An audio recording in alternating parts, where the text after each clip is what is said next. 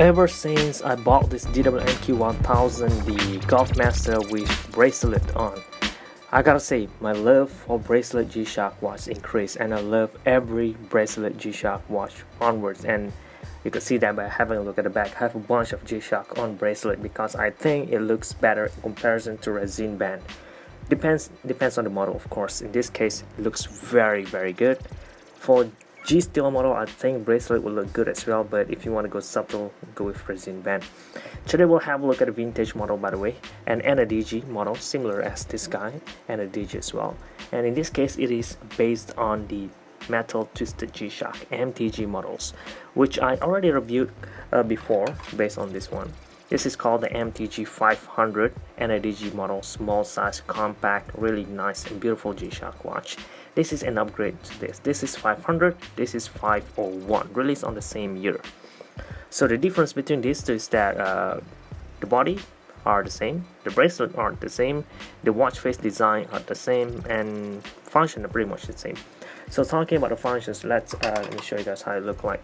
First and foremost, it works very similarly as this MTG-500, except two little difference, which I'll highlight after this. Right now, it is showing us the time in analog and also time in digital. I could swap this to dated display if I wanted to. Pressing mode button once will enter the world time to 29 cities or 27 time zones, or GMT mode as being indicated down there. And next, you also have a telephone number where you didn't necessarily need to add phone number in here, you could add other number. Next, you'll have alarm with signal function, and then you'll have a stopwatch to, I believe, 60 minutes only. Well, not as convenient, but for day-to-day wear, which what this watch was intended to be used for, that is good enough with split time. And then you'll have hand setting to, well, set the hands. And lastly, back to home timekeeping. You could already see all the mode being listed down on top here beneath this WR20 bar lettering, and world timer indicator over there, and auto light function as well, which is nice for an MTG models. When you turn on the ER backlighting, instead of just glowing the detail part like the one on this MTG-500, this one will glow the entire watch face, which I found to be very convenient because the lume aren't as vibrant. This MTG-500 has lume on all of these indices, whereas on this 501 didn't have any lume except on the hands only, but it does have a really cool gloss finish, sharp end indices, which I thought to be interesting. They have a lot of minute markers on the side, there you go, and again the EL backlighting really helps in this case because of that mesh watch face texture. Look at all the details that this model have. This one only cost 29,000 Japanese yen in 2005. It's already 15 years old and it's still working fine. And the bezel still intact, unlike the one on this MTG-500. Look at that. It is missing the bezel, and then I could just take this one out, just like that. I mean, if I want to use this, I could just take this resin bezel out and put it in here. And one other interesting thing that I just find out about this specific model is that it has this weird black O-ring shape like thingy on this resin bezel, which I thought to be nice touch, I guess. I don't know why, but this is how it looked like with the bezel on. This is how it looked like without the bezel on, although they are just the same. Alright, for the bracelet though, this one looks like it is made out of titanium from the finishing and the colors, but it is actually just stainless steel with China's sign at the bottom if I'm not mistaken. There you go, stainless steel China. It is still feature a one push triple foldable clasp, but the buckle is missing the MTG trademark, this one over here, but it does have the regular G-Shock MTG writing down there.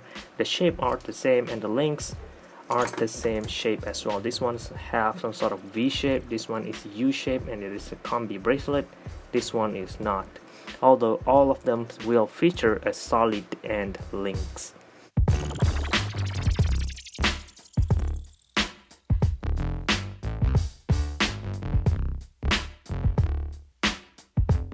I haven't set the size of this one yet, but you know what, let's just put this thing on and see how it will look like on my skinny 15 centimeter circumference wrist. I'll add the dimension down here so you could check it out on your own.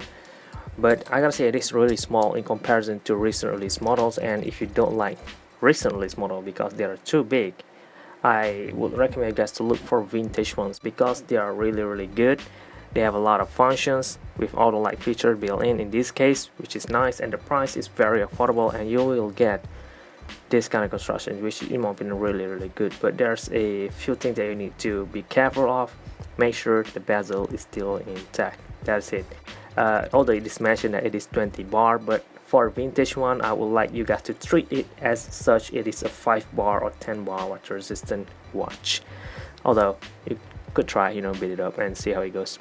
Aside from that, this watch is also anti-magnetic, and that is also why it's okay for me to put the watch in this casing over here underneath a lot of magnets to hold that cage into place, because no problem. G-Shock watch is anti-magnetic. Most of the analog, if not all of them, are anti-magnetic, which is really nice things to have as well if you are really concerned about that kind of problem. But for right now, I think I already summarized all you need to know about this MTG-501 in comparison to the MTG-500. That's it. Thank you very much for watching. This is GHF, and I'm